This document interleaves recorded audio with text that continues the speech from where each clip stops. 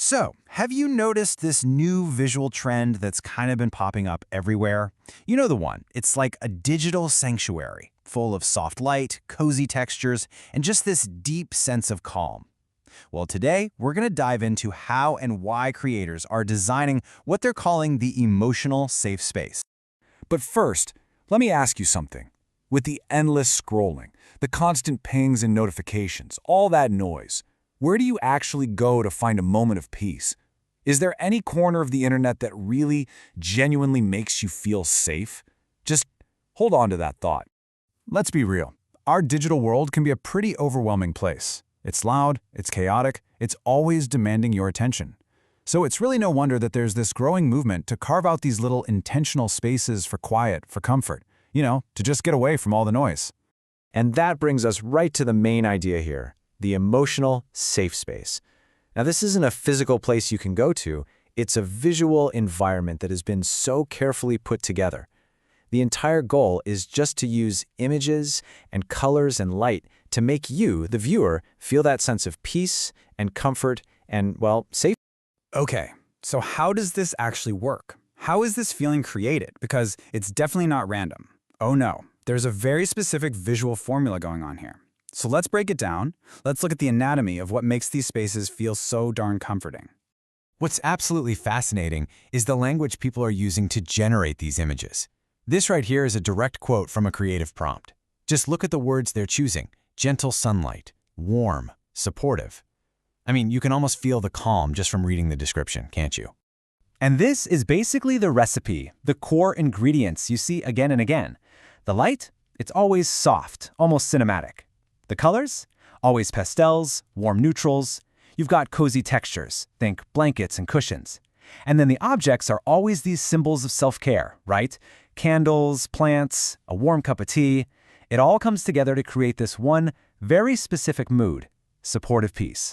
But here's a super interesting detail in this formula, one that might feel a little backwards.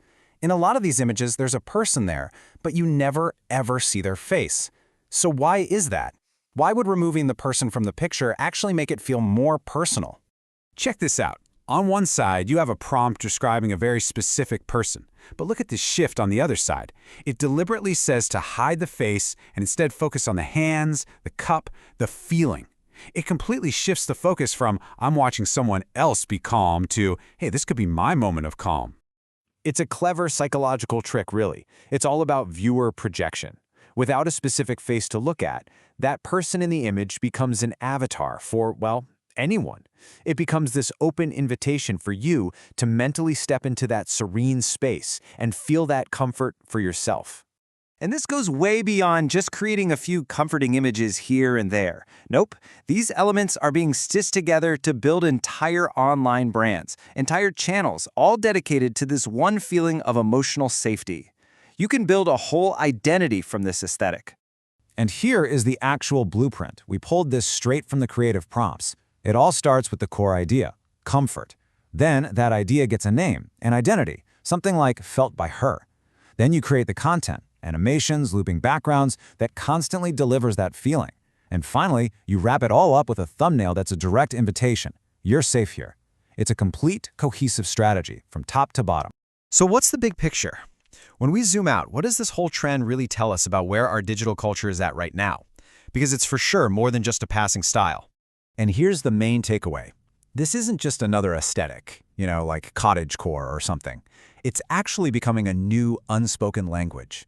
It's a way for creators to show empathy, to show understanding, to show support to their audience, all without using a single word. And that right there is the heart of it all. This quote, from a prompt that was defining a whole channel's identity, it just gets to the core of what people need. It's about making people feel seen and validated and understood. And that's a feeling that can be really hard to find, especially online. So this whole thing leaves us with a really fascinating question to think about.